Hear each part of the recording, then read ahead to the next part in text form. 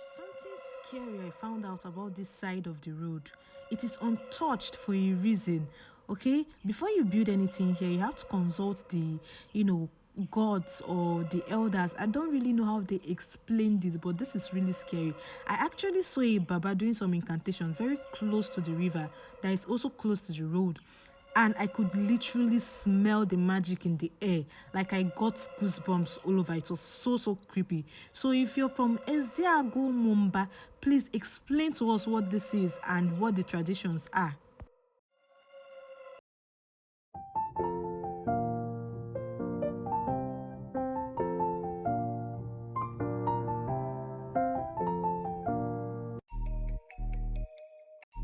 Hello and welcome to my channel. It's Victoria Chinzerum speaking. So a very close friend of mine lost her dad and he was buried last week Friday. May he so rest in peace, which I attended, of course. So I went to Isiago, that's where they are from, their hometown, and on my way there I noticed that things have changed since the last time I went there. That Isiago is now very beautiful and breathtaking. The roads are tiled, like it literally took my breath away. So I decided to make this video for you to show you how beautiful Ezeagu is now and the progress Ezeagu has. And I started making this video from Ababa straight to Night Mile, then to Ezeagu Umumba. So I hope you enjoyed this amazing video because I don't know how to explain it. I was really excited to make this video, okay? So sit back and enjoy this amazing ride and watch this amazing view with me. A very big shout out to Ezeagu. I am super excited to be making this video, and I'll also be talking about the fun facts surrounding Ezeagu. This is amazing and I hope you enjoy this video to the end. Now, Isiago is a local government in Enugu state that holds a wealth of history and intriguing facts. And Isiago can be translated as the king of lions or the lion's den. Isiago, for those that understand, okay? Now, Isiago and Udi are known for making abacha.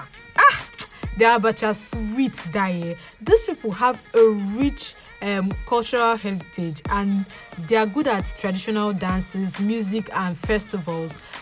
It's a sight to behold. Like, it's something you would want to attend at least once in a while. Okay, now let me tell you, Ezeagu people are very close to each other, like a one big happy family. I don't know how they do that, but they tend to gather together when it's time for occasion and stuff, and they just have this thing of coming together to preserve their cultural identity or their family name, and it's very amazing and wonderful how they do it. They are also known for their agricultural prominence. Like I said before, their abacha is to die for. Like the way you now step it down with palm wine, oh my god. Oh my god, I can't imagine this right now. And their bushmeat, it's also worth it. Very worth it. At a point in time, I thought that Ezeagu and Udi are related, but I don't know how that works, but I think they are in some way. But when it comes to agriculture, Ezeagu people are very good at agriculture. It plays a significant role in the economy of their community, and they are very good at farming and producing what they eat. When it comes to natural attraction, Ezeagu doesn't disappoint at all. This mesmerizing destination offers a unique blend of adventure and beauty. So these people, the people of Ezeagu, value education, not just Ezeagu, Igbos as a whole, like Igbos in general. We all value, especially our parents, value education.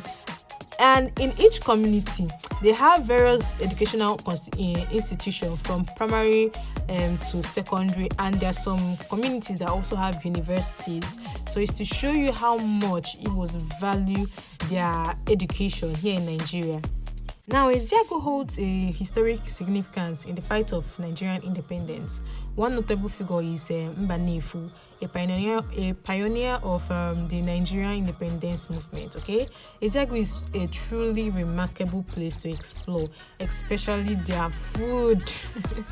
I like food. I love food. So I hope you enjoyed this video to the end.